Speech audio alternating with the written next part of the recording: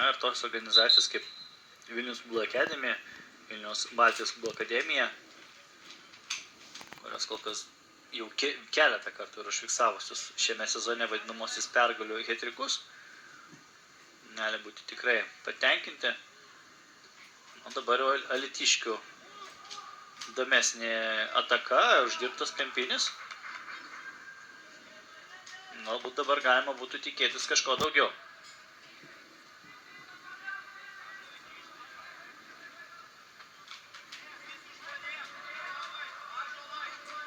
Labai gera proga dabar Alytaus Dainavai.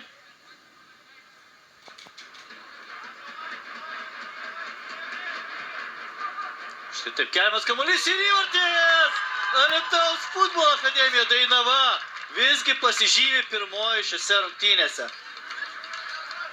Pasižymi pirmoji ir kantrios pastangos vainikuojamos įvarčiu. Kaelis Malanavičius kartu su komandos draugais džiaugiasi.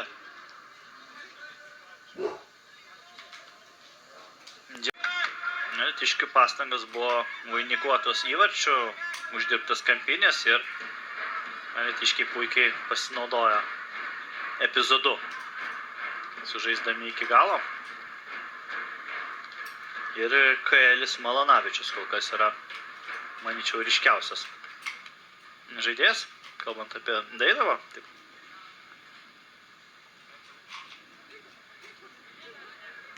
Tad kažkuris ir gali prasidžiaugia kritusių kamuolį į vartus, bet rezultatas nepakito. Vis dar Alytiškiai pirmauja vieną įvarčio skirtumu. Vis dar Kaelis Malanavičius yra tas žaidėjas, kuris pelnė įvartį vienintelis šiame susitikime. Kalbant apie būsimas šių komandų akistatas, tai 12-ame ture Alytaus Dainava priims atakos komandą. Reiktų tikėtis, jog dar matysime šiose rungtynėse įvarčių. Galbūt jeigu pavyktų Vilniaus atakai įpelnyti, tai dar labiau pažadintų Vilniečius. O dabar matome, kokį gerą reidą rengė Alytiškiai.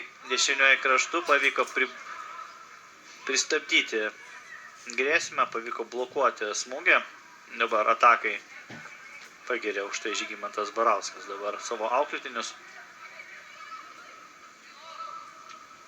Pirti jį truputėlį atokiau, bet dar trūksta to užtikrintumo. Tik dabar jau Kael Malanavičius kažkiek perskirstė kamuolį į kitą aikštės erdvę, bet tik trumpam. Dainaviečiai mėgavosi kamuolio. Priėmė kamuolį Malanavičius, jo perdėjimas. Naujos lenktynės dėl kamuolio ir pralaimėjo dvikovą Danielius Asakavičius.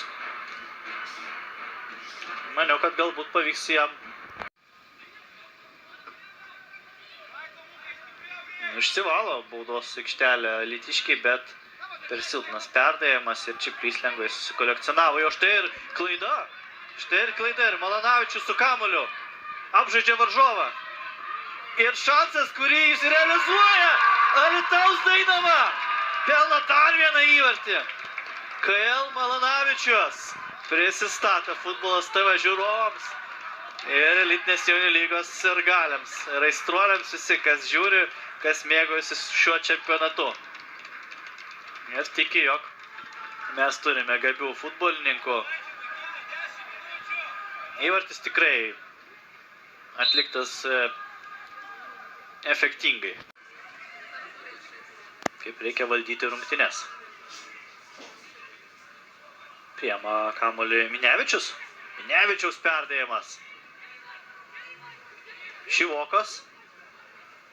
Šitoks aukštas perdėjimas.